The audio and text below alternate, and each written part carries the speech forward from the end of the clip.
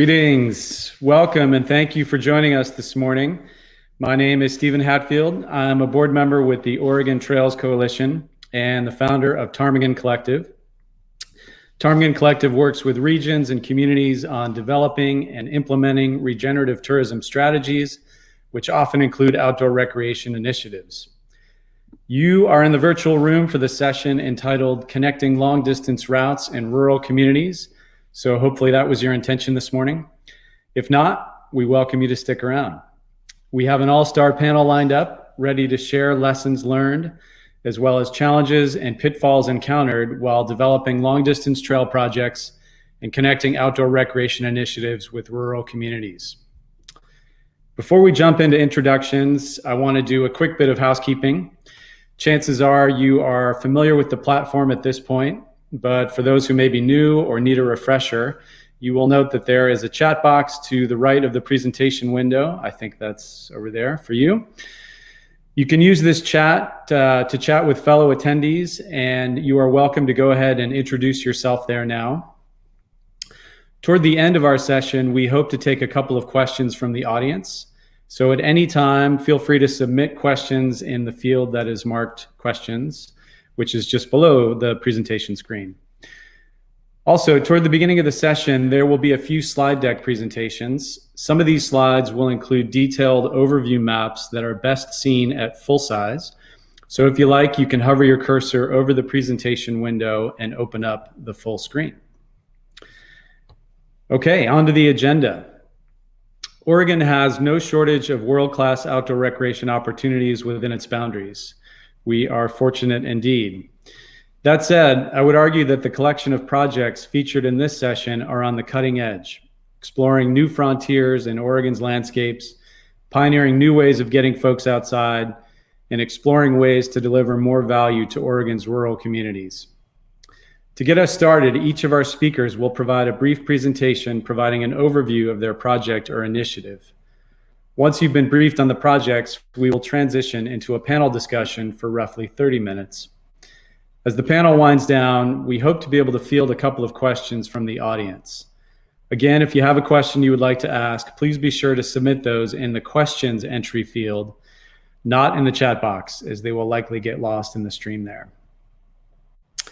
Okay, on to the panelists. I am thrilled to welcome to the virtual stage our esteemed guests who are all working on signature outdoor recreation projects that cover much of our incredible state, including vast portions of Eastern Oregon, and are working to strengthen connections to Oregon's rural communities. You can find their full bios on the Summit website, but I wanted to provide a quick introduction to each of them. First up is Nick Green, City Manager for the City of John Day. Nick has been leading efforts to embrace outdoor recreation initiatives both in John Day and in the surrounding region. We also have Renee Tkach, Program Manager with the Friends of the Columbia Gorge. Renee has been leading Gorge Towns-to-Trails, an ambitious initiative that supports land protection, recreation enhancements, and economic development. And just to keep you on your toes, we have another Renee, Renee Patrick, Program Coordinator for ONDA, the Oregon Natural Desert Association. Among other roles, Renee is responsible for leading efforts related to the Oregon Desert Trail, a 750-mile route in Southeast Oregon. And last but not least, we have Jared Kennedy, who actually sparked the inspiration for this session. Jared is the Development Director with Greater Hells Canyon Council. Among other roles, he is leading efforts related to the Blue Mountains Trail, a 530-mile route winding through Northeast Oregon. Okay, let's get started. Again, we are going to jump into some quick overview presentations from each of our speakers, going in the order in which they were introduced. First up is Nick Green, City Manager of John Day. Thank you, Stephen, and great to be part of this wonderful group. I'm going to talk today about some of John Day's initiatives and our efforts to restore access to the John Day River within our community, as well as creating regional recreational opportunities throughout the city.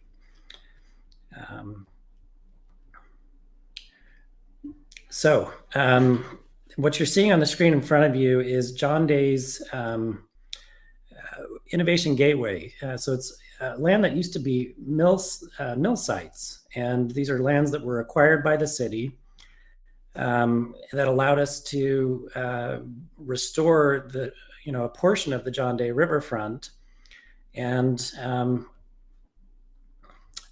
I apologize, I'm struggling here to move to the next slide. Can I get my there we go, thank you. So this shows some of the regional attractions throughout the area. So the city of John Day shown at the center, and we have some state parks surrounding the community along the John Day riverfront, Painted Hills to our west, Baker and some of their outdoor recreation opportunities to the east. And we have equestrian opportunities, riverfront recreation opportunities, a lot of outdoor camping and hunting. But for the most part, these destinations are not connected through trail systems. So you have to drive on roads to get to them. And one of the things that we're trying to do within the community is really open the aperture and think about local access to local places, not just from the perspective of visitors coming to the area, but also for locals. And I think that's one of the core principles, is that these efforts are as much about connecting people to their own places as they are to attracting visitors from outside. If we can go to the next slide. So the Innovation Gateway is a 100-acre riverfront redevelopment zone shown in red that is adjacent to 3 other community parks. The Grant County Fairground, the Kam-Wah-Chung Interpretive Center, and our 7th Street Sports Complex. And within town, these parks were also disconnected. And so the city acquired these lands, and we developed an area plan using a transportation growth management grant from the state. So that was ODOT and DLCD working together. And we created what became an award-winning plan through public engagement with our local residents. The plan for what you're seeing in front of you, which was kind of the end product, is the result of several years of work with local stakeholders and steering committees. And it won the 2019 League of Oregon Cities Award for Excellence, as well as regionally the 2021 Western Planners President's Award. We were also one of 10 communities selected for EPA's Recreation Economy for Rural Communities grant by the EPA. Next slide, please. So this just kind of zooms in on some of the developments that are proposed for this site, which includes a new hotel and event center and a community pavilion surrounded by wetlands and hydroponic greenhouses. If you could go to the next slide. These are all place-making opportunities that stay consistent with the fabric of the community. So they're rooted in our local heritage as a timber mill, and we're trying to take advantage of sites that reuse local materials, that are designed consistent with past practices, as a way to honor our past while also creating recreational opportunities for a new economy in the future. If you'd go to the next slide, I apologize, I'm struggling to steer here. Also looking at opportunities to create wetland gardens to take advantage of the city's new reclaimed water facility, which is being built at the site. And on the next slide, we're going to show just some basic pictures of the current trail system. So phase 1 was initiated through an Oregon Parks and Recreation Department recreational trails grant. And that created the first park within the city focused specifically on outdoor trails. This is our Davis Creek Park that runs adjacent to the river. And these are some of the views that you see as you walk through the park and look at all of the areas surrounding the city. And on the next slide, we've got some pictures of our riverfront trail system. So we went with natural materials. All of the rock and plantings are native to the location. We reused materials that were from the site. And this is the first trail system that actually gives our residents access to the John Day River by connecting 5 of our neighborhoods to the river and to each other along this system, which is about 3 miles of interconnected trail now. This all began in 2017. If you look at the next slide, we've got some other examples of the trails in use. And then on the next slide, we're showing some of the kind kind of as is and to be state. So prior to the city engaging as an active investor, this is what we had shown on the right. And if you look at the next slide, this is what we have today. We have an interconnected series of trails throughout the city. If you advance one more, this shows just some pictures of other amenities that we're putting on the site. So a new aquatic center is in development, and I believe we have one more slide just showing another view of that aquatic center as, again, another effort to try and create opportunities locally. So with that, I will turn the time now over to Renee Tkach. Thank you, Nick. What an inspiring, what an amazing project that you have going on out there in the John Day. It's a beautiful area, and I can't wait to come and visit. My name is Renee Tkach, and I am the project manager for Gorge Towns-to-Trails at Friends of the Columbia Gorges Land Trust. And I'm here to talk to you about what Gorge Towns-to-Trails is. So back in 2011, Friends of the Columbia Gorge launched a vision called Gorge Towns-to-Trails to create a trail system that would wrap around the Columbia River Gorge, connecting communities, businesses, farms, agritourism, all together in a beautiful system. Basically capitalizing on what are all the public lands that were already there and have been built over the last 40 years since the National Scenic Act has come into place. This program is not new. It's built into the National Scenic Area Management Plan as the objectives call out for a trail system that wraps around the Columbia River Gorge. Friends of the Columbia Gorge Land Trust is also a land manager. We purchase lands in the Columbia River Gorge. Sometimes we hold on to them. Sometimes we sell them to the Forest Service and state parks.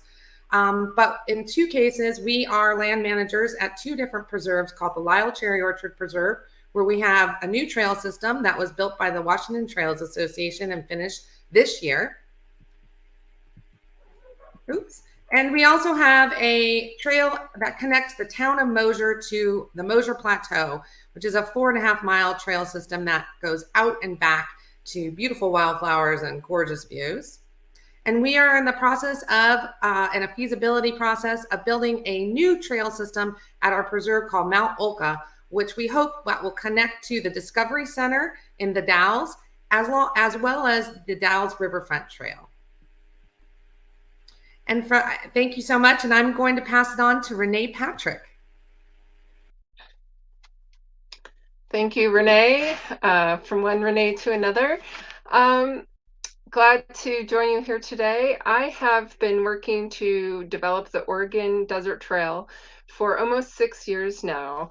And this is an immersive backcountry multi-sport route based in southeastern Oregon.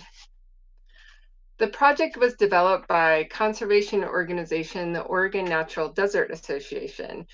And ONDA wanted to develop this recreation opportunity to help people learn more about the high desert, become familiar with the massive amount of public lands found in this corner of the state, and develop a personal connection to these landscapes.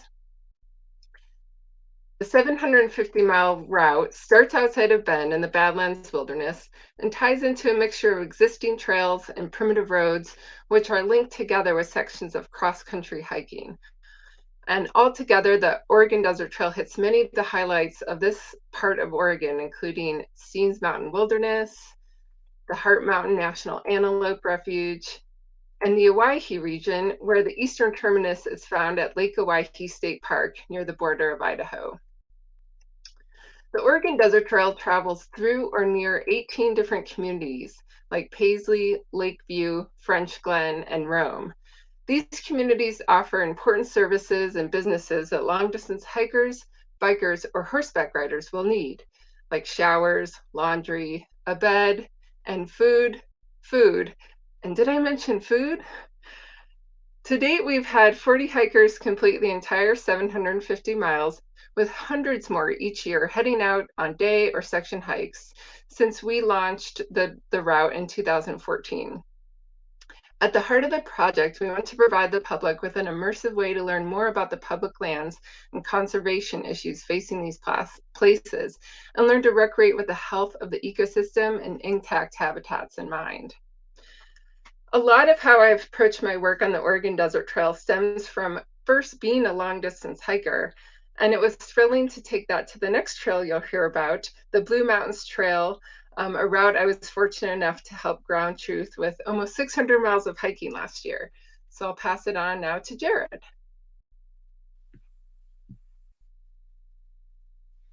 Hi, everyone. Jared Kennedy with Greater Hells Canyon Council.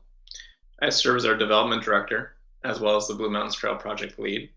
And I'm so excited to share more about the Blue Mountains Trail with you today on this important panel about connecting long distance routes in rural communities. So the Blue Mountains Trail is an effort, let's see if I can advance my slide. There it is. The Blue Mountains Trail is an effort to build a trail that spans all of Northeast Oregon through the Blue Mountains. The trail's start and endpoints are in Joseph and John Day. The 530 miles between goes through Northeast Oregon's 7 wilderness areas and Hells Canyon National Recreation Area.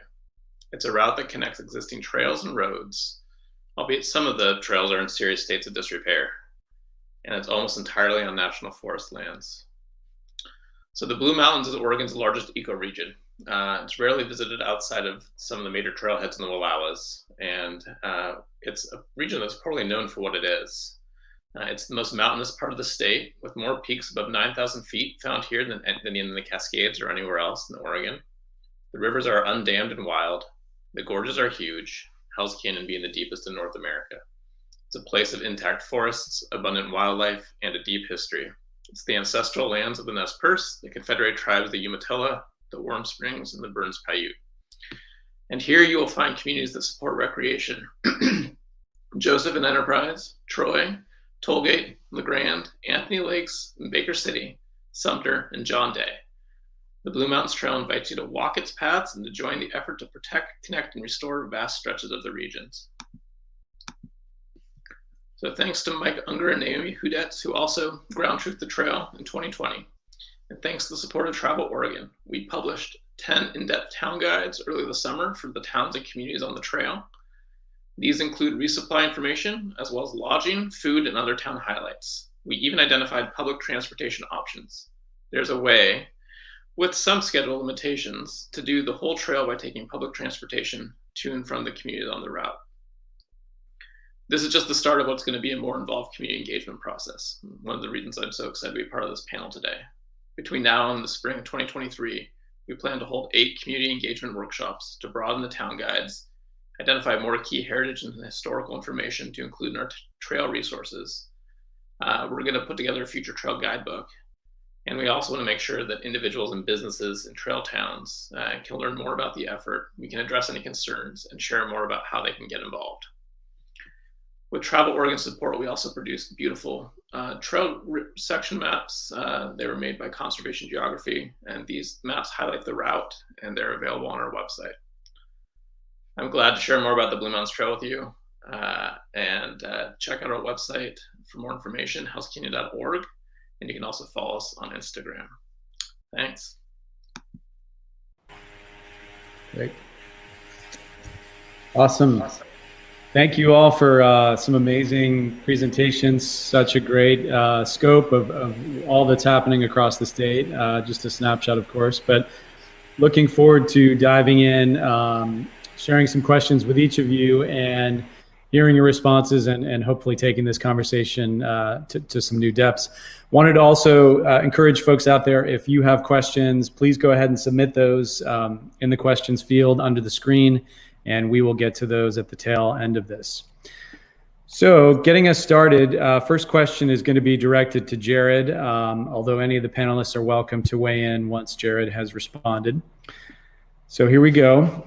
Outdoor recreation projects, particularly long-distance trails, find success thanks to an ecosystem of partners, including NGOs, local, state, and federal land managers, business partners, and an assortment of funders. Can you speak to how your project has built a successful alliance that is helping to bring the vision to fruition? Yeah, and we're very much just in the start. And I got to say thank you to my panelists here, because I've been learning a ton from them along the way about how to do that effectively. But you go through so many different areas along the way.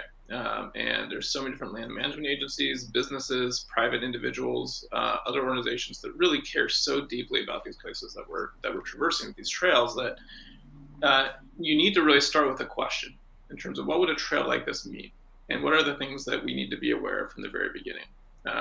It was really, really wonderful connecting with Nick at the beginning of this process, because we were quickly able to identify some rerouting that we could do through John Day to take advantage of some of the work that's happening there. This is work that's going to happen in the future, so it began the conversation about how can we work together to help that become a reality, and to make sure that the trail is the continued asset for the work that is going on in John Day as well. And same for some of the land management agencies. Working with the folks at Malheur National Forest was just so eye-opening. I think it was through them that I got connected to Nick in the first place. But it also allowed me to take advantage of their expertise and knowledge of the ground, and aware of some of the actions that they've planned, including some of the trails they're going to be putting in. And in the cases of some other partners, there are some real legit concerns that people have about long distance trails from the very beginning, or about the role recreations play in their communities. So in the case of like the Lakes Basin and the Wallowas, figuring out a way that we're not contributing to some of the overcrowding problems and some of the trail degradation they're already experiencing, but helping to make the trail an asset to that too. And so again, it's just beginning with that question was step one, and then broadening that network and being really responsive to the questions and the concerns that people had, and then figuring out how you can work together and make this more of a movement. And like I said, I'm the newest one to this, so the Renees have so much more experience with the trails they've been on, and so many more lessons to share. I'd love to hear their thoughts on this question too. Jared, I'd be happy to just jump in and amplify on, we had some plans for the city that were in place that we actually adjusted based on the Blue Mountains Trail and some of those opportunities. So one example, we had acquired a parcel downtown for downtown parking. And the goal of the city was to get people out of their vehicles for people traveling along Highway 26. But as we learned more about the trail, we said, we also need to make this a pit stop for our hikers and also cyclists. And so we actually changed the name of the parking to the pit stop. And it's now got Bluetooth lockers that people can use their phones to lock and unlock, so they can store their gear and go out and explore town and not have to carry it with them. It's going to have a nice big fire pit, and potentially in the future some pop-up restaurants, and just kind of a place to relax. So we're trying to create some opportunities locally to accommodate these hikers and visitors to town, to really make it a unique experience for them while they're here. That's great. It reminds me of Renee, who bike packed part of the trail, or left her bike as a relay for part of the trail this year too. So. Yeah, I think to the question of collaboration too, the Oregon Desert Trail goes through a lot of different lands and by different land managers. So we have some Forest Service, 2 different Forest Service districts, 4 different BLM districts, some state lands.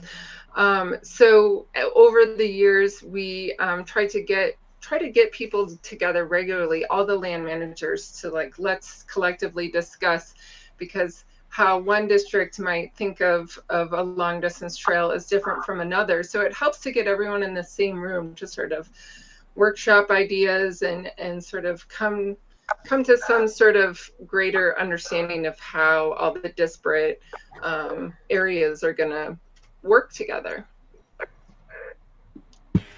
And I would add, building upon everything that you all have said, talk to everyone, include everyone, cast that net, see who jumps in that net, and reach out to those that don't. But a couple tools that really expanded that reach for the efforts of Gorge Towns-to-Trails was the Columbia Gorge Tourism Alliance, which was a product built out of the Gorge Tourism Studio that was brought to us by Travel Oregon. And the 15-year vision prioritized signature trail projects like Gorge Towns-to-Trails, and also the Historic Highway project, and reconnecting all of those communities to that highway.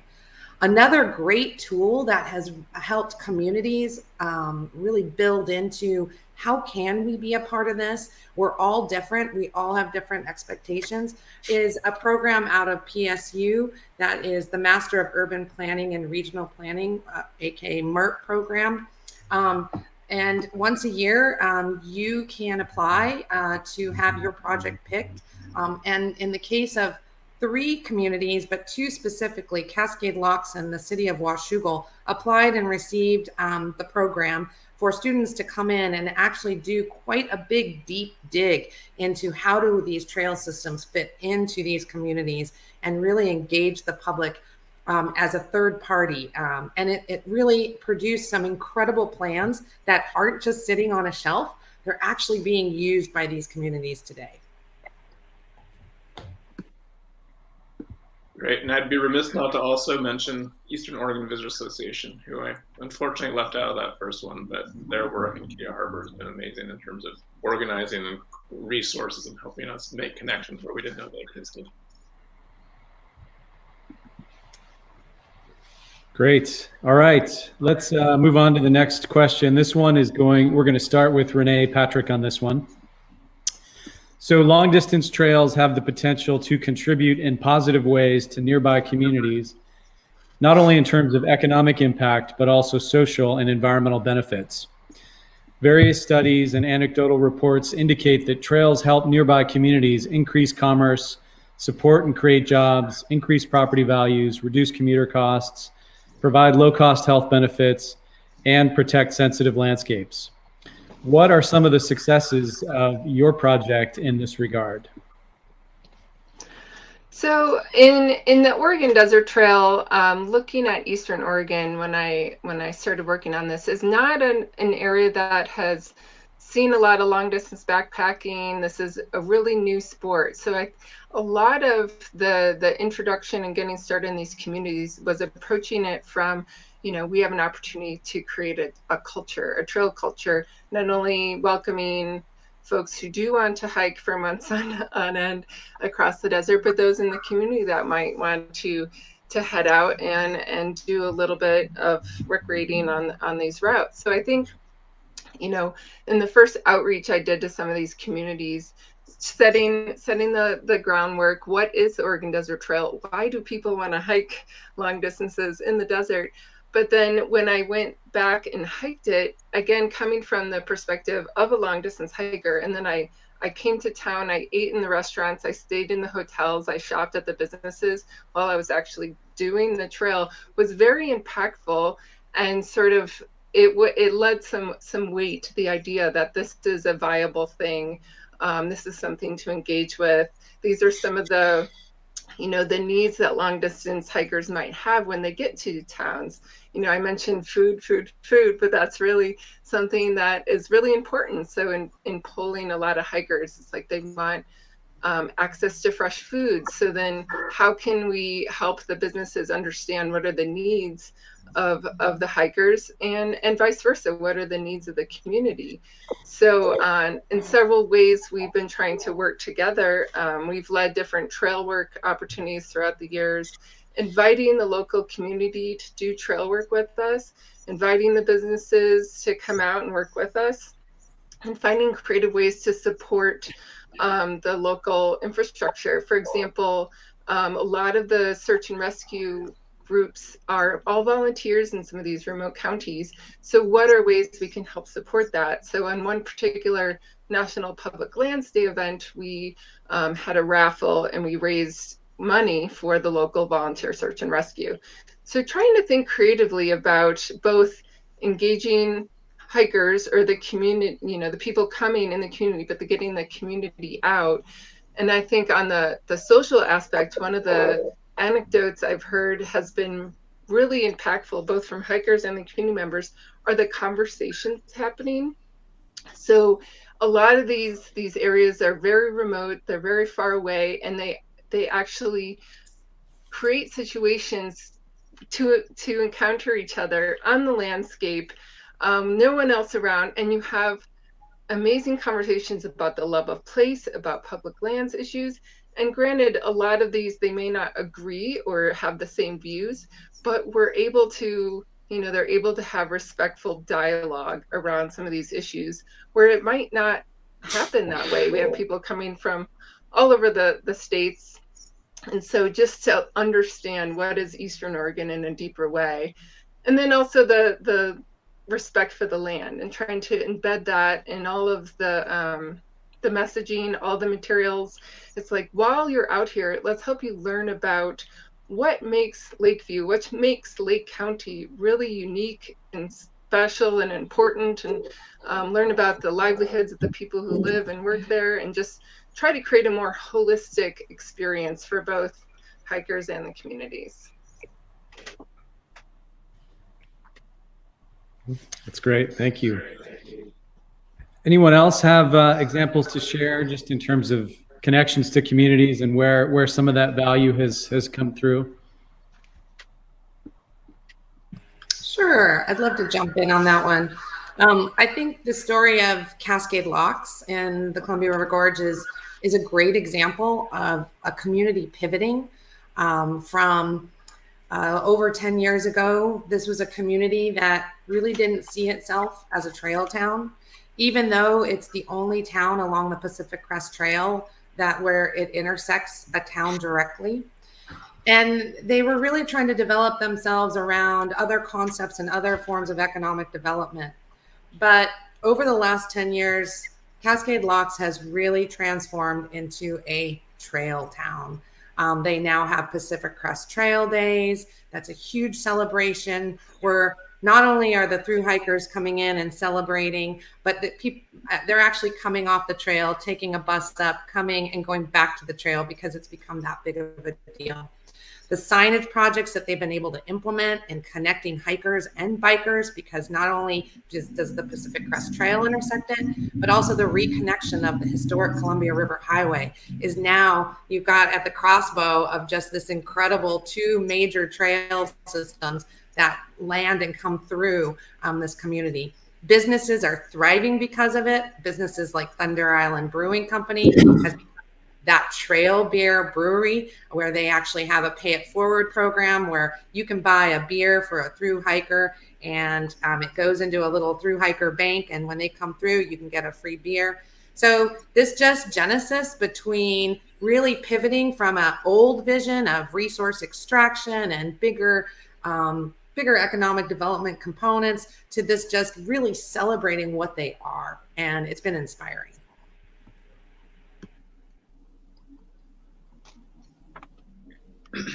Yeah, and I think that for us to taking a mindset in the trail development side, that a lot of these assets are going to be used primarily by people who already live there. And I think when you look at large swaths of Northeast Oregon, because so much of it is volunteer led in terms of trail maintenance, we're just losing trail assets. And so there's a huge benefit to the community just highlighting the need to get people out working the trails, because we can start to rebuild some of these recreation infrastructure for people who live there all the time too, who are seeing that kind of slip away. So taking that mindset where it's both for those visiting the community coming from outside, but also revitalizing communities on the inside, giving them better access to these outdoor assets.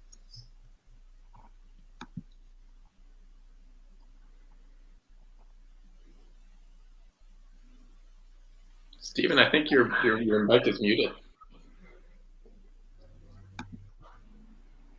Thank you for that. Yes, I was muted. Thank you. This next question we're going to direct to Nick and sort of give the perspective of a community that's working to develop recreation projects and talking through how you can create advocates and build momentum for projects. So Nick, from your point of view, how can long distance trails and other ambitious recreation initiatives engage local communities like yours in the development of new experiences and new business entities? And what are some of the positive outcomes that you've seen from that?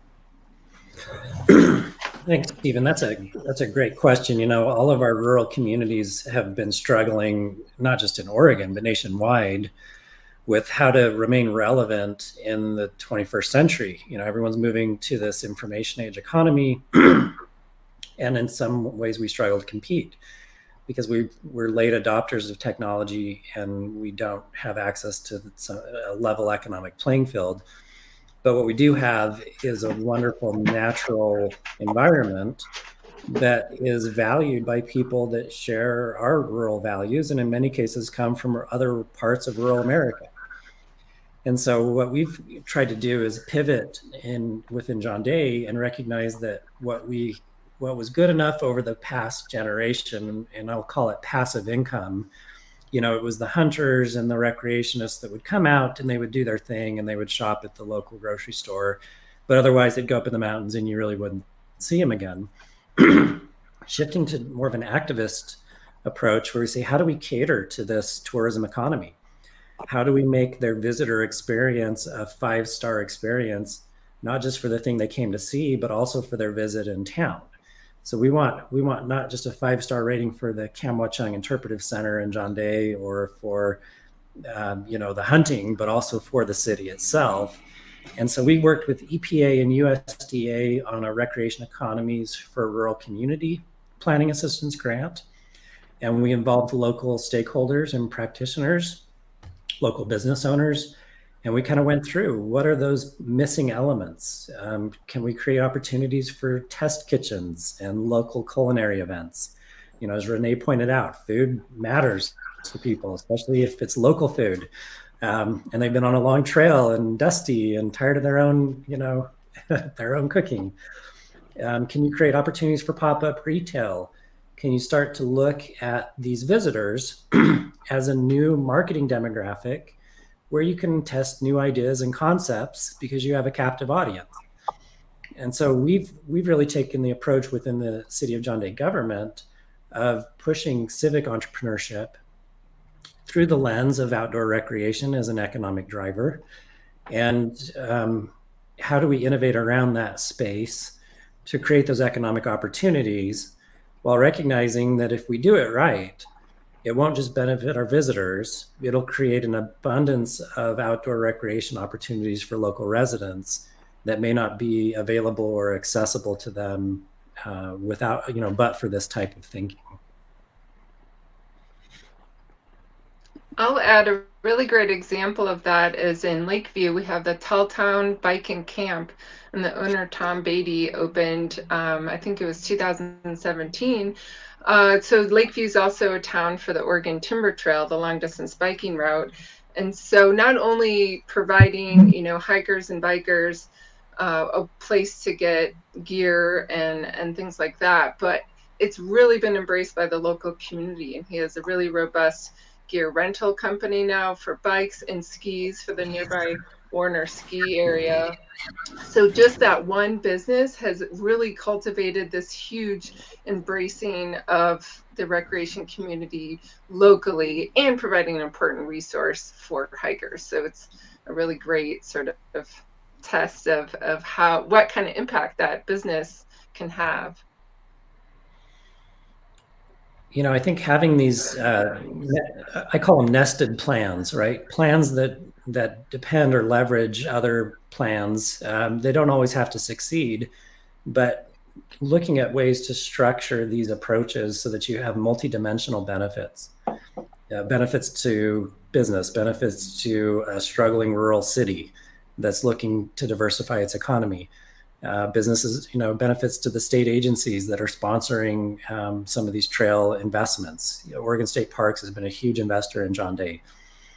We want to reflect that as part of their centennial celebration. 100-year anniversary of the Parks Department. Let's really take advantage of those types of initiatives, and then also honoring our past and staying true to the heritage and unique culture of these communities is another way to create both economic opportunities, but also socioeconomic opportunities that will bring people together. That's great. Well said, Nick. Thank you for that. We're going to do one more question here. I'm going to direct this one to Renee Tkach, and then we're going to turn it over to some questions from the audience.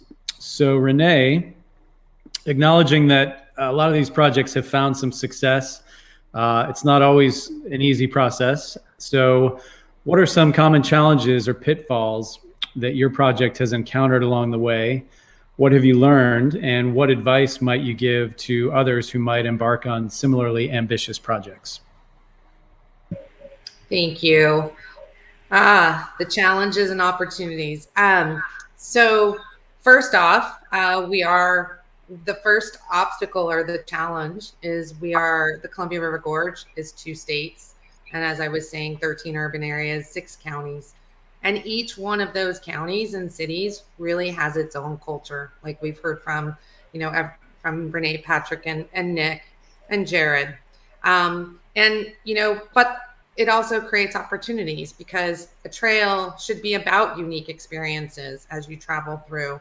The other challenge is not only do we have the different states and entities, but we also have multiple land managers out here. It's not just all Forest Service. We have Oregon State Parks and Washington State Parks. We have Forest Service, which is the primary land manager in the gorge, but we also have Army Corps of Engineers and Fish and Wildlife. So coordinating all of those different voices and land managers and goals and conflicting missions is also a really big challenge out here. And how can we connect a trail system using the public land base that we already have out here? Another challenge is that not all the land is public that we're looking at to make these connections. We have a land trust, Friends of the Columbia Gorge, is a private landowner, but opens our lands to the public. One of the things that we also can do as a land trust is we can also purchase lands that are key in holdings for these public land managers to either from their priorities or for making these connections. Also a big challenge out there is cities. All of the cities in the gorge support the concept of Gorge Towns-to-Trails. And little did we know before entering into this process was that they all were trying to figure out how to connect out into these public lands. But the problem is that the counties aren't as enthusiastic about the concept of bringing more people in to tax the search and rescue. And as one county commissioner has explained, there's nothing in it for us, according to the county. So we're really trying to search and how do we create these conversations that actually really leverage and listen to the county's concerns and bring those concerns front and forward, and how do we connect a trail system that mitigates those concerns moving forward. I also, one of the things that I've learned along the way is fail fast, fail often, but always fail forward. And it's something that it's a post-it on above my desk, so not to forget that failing is okay. And I think some of those examples have really come around. How do we support a trail system with public transportation? And that has been a gigantic experiment in the gorge, but it's been a good experiment in that we have failed. We've failed fast and we've failed often, but we're still trying and we're pushing forward with trying to mitigate congestion and safety issues here in the gorge with public transportation, with partners like Columbia Area Transit, which we did not realize when we began would be such a powerhouse in pushing this forward. Talk to everyone and really bring in those diverse communities and to have these conversations too. Trail systems mean something different to everyone out there, and learning what that is just so important in providing a community asset. And one last thing is, when we began this vision, it was really surrounding one of the prongs of the management plan for the scenic area was economic development. And when we began this, we thought it was a European style trekking system. Bring them in. Let's bring the economic development. But what we've learned along these 10 years is that's not really what the communities want. We need something that disperses people. We need something that isn't just bringing them in on buses, but getting them out of cars to walk the Columbia River Gorge. But most importantly, like what we keep hearing, is a resource for the community first and foremost. I love everything you just said, Renee. I mean, I think we're learning a ton from you as we think of the same approach. I mean, the Blue Mountains Trail started as the Blue Mountains Heritage Trail about 50 years ago, and ran some pitfalls, largely because It wasn't clear on its limitations. It was trying to make a route that worked. It was also had the idea of a hut-to-hut bed and breakfast style trail, which didn't work for different reasons out in Northeast Oregon. But being very clear about what your limitations are and what your goals are with it from the get-go, I think is really helpful. So that when you can't be something for everyone, you can at least be still an ally or assistance to try to figure out how your effort can help them further their effort if they care about it too. I think that's one of the questions we see with mountain biking, for instance, in Northeast Oregon on the Blue Mountains Trail. There's some efforts to put together a really amazing bikepacking route through the region. I'm fully supportive of it and here to help where I can, but we've also routed the trail through wilderness areas that don't allow mountain bikes. So we can't be a mountain biking trail because of that limitation, because that was an important criteria for us when we were putting the trail together as GHCC.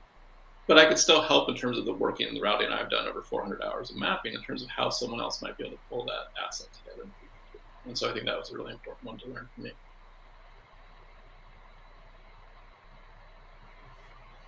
Great. Thanks, Jared.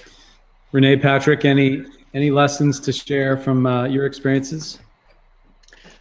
Well, I'll just actually play that you had mentioned bikes. And I think similarly, our route starts first, I'll take a step back. When we looked at where the existing infrastructure was in Southeastern Oregon, there really wasn't much. So we had some trail in the Badlands Wilderness, a long distance national recreation trail in the Fremont, Wainema National Forest, and then trail in the Steens Mountain Wilderness.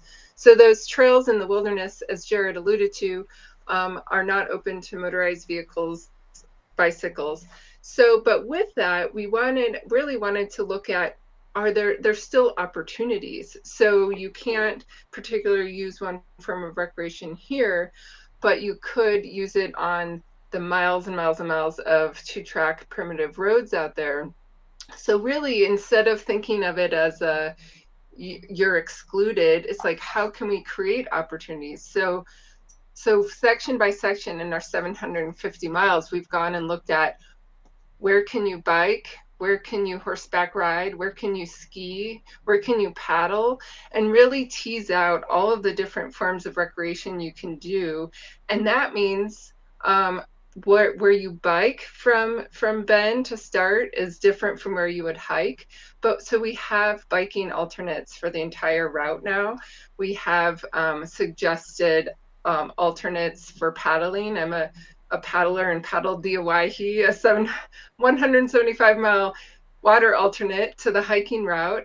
There's a couple other rivers you could paddle. So really looking to, okay, what does that look like? These are just other ways to experience the landscape and a reason to come back in a different season, perhaps. And so maybe you'll go out and experience one section of the Oregon Desert Trail through 5 different modalities, which is pretty exciting to think about.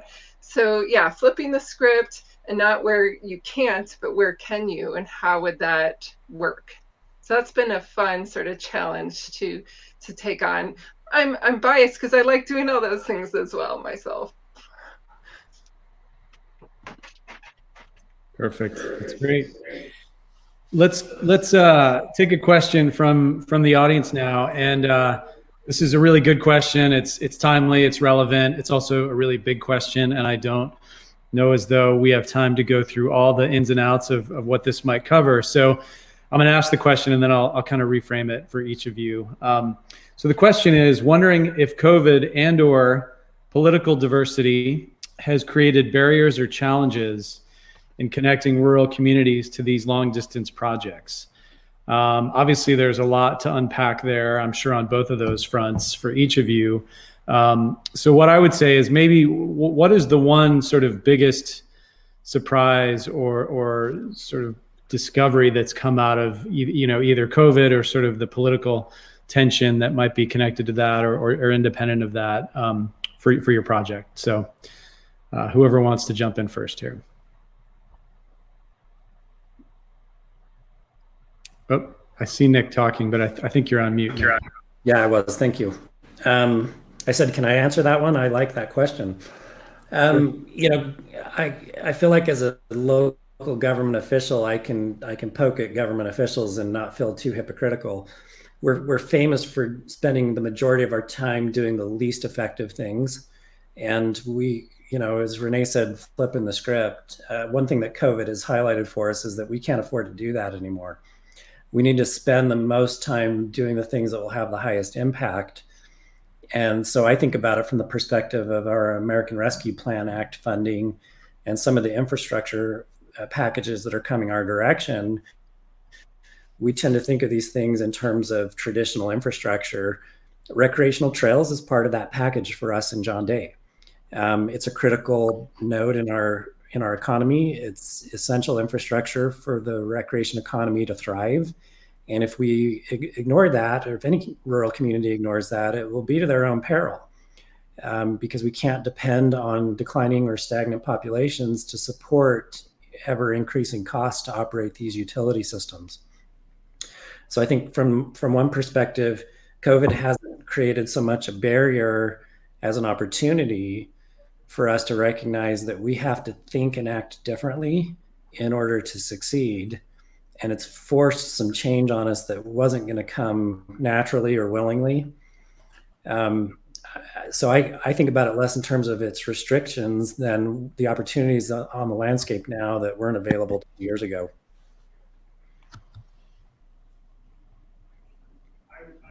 Yeah, I'll say, touching on what I mentioned earlier about the opportunity for people to have a conversation where normally they wouldn't, that can be applied to COVID or politics or a lot of different things.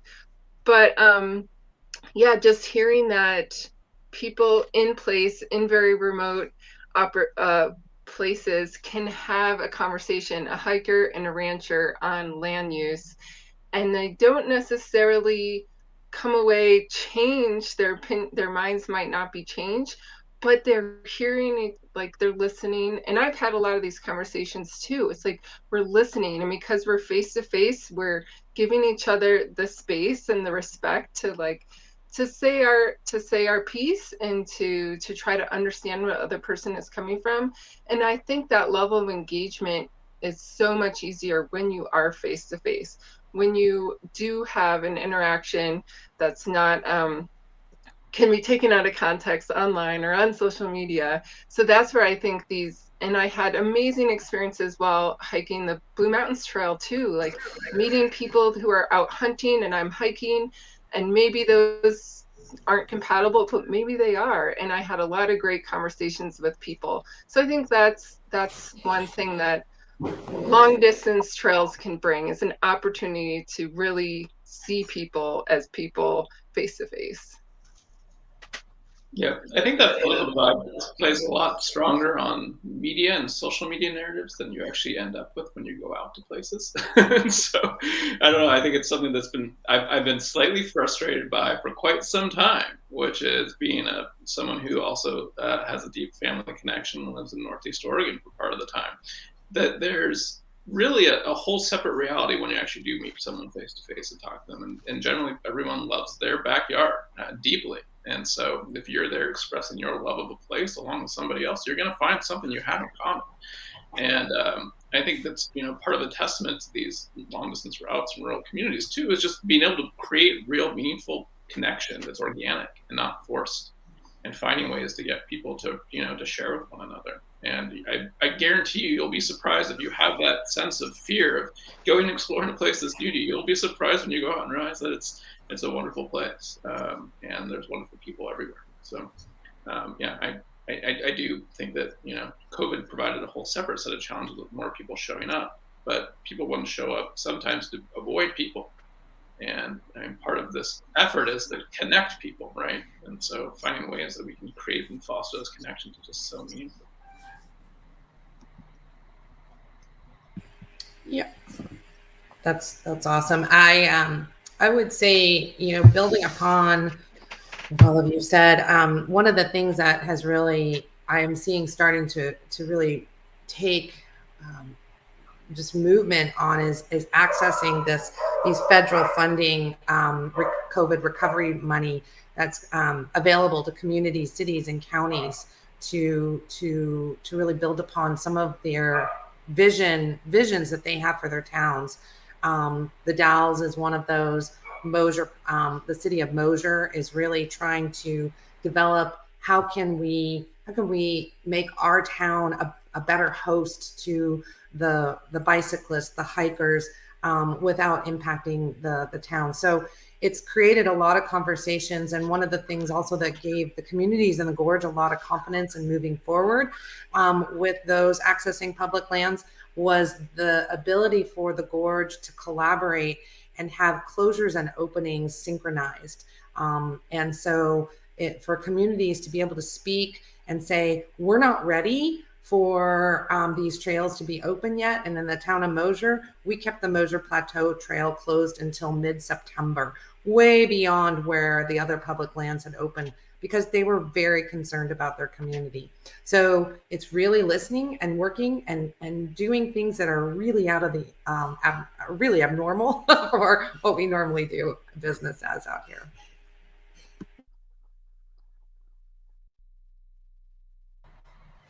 Great.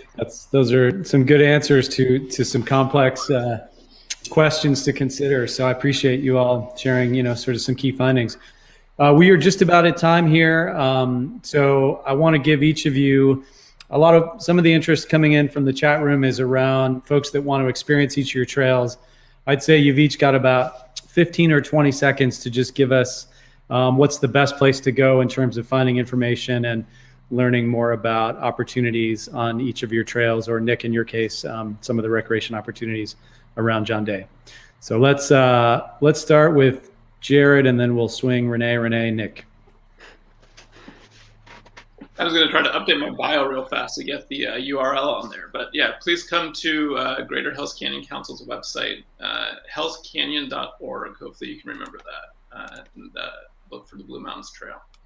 You can email me directly to, my email is Jared, Jared, @hellscanyon.org, and I will send out trail resources. We have an Instagram account, which is Blue Mountains Trail. Remember the S on mountains. And then also, we have a newsletter where we send out news and updates to the trail. We're, constantly adding new resources along the way. So please sign up.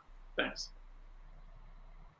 Cool. Yeah, for the Oregon Desert Trail, all our resources are free and on our website. So guidebook, maps, town guide, data book, water chart, onda.org/Oregon Desert Trail.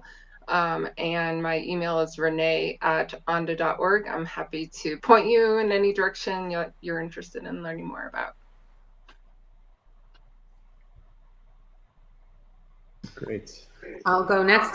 You can find more information out about Gorge Towns-to-Trails at gorgefriends.org/Gorge Towns-to-Trails. Our system is not complete, so we have segments that we provide information about what you can do, and landing in a town, using that as a hub, and hiking out and experiencing that as a day or a weekend trip. Great.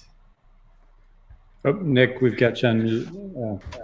I think for now you can contact City of John Day at cityofjohnday.com, or stay tuned for discoverjohnday.com, which is our new platform that's launching next spring.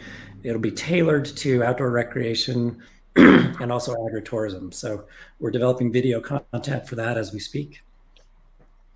Awesome. Thank you all so much. So much wisdom and experience on this panel. So I encourage everyone out there, follow up, keep these conversations going, reach out to folks for more information. And thank you all for tuning in. Appreciate your time and hope you enjoy the rest of the summit. Thank you all. Thank you. Thanks, Stephen.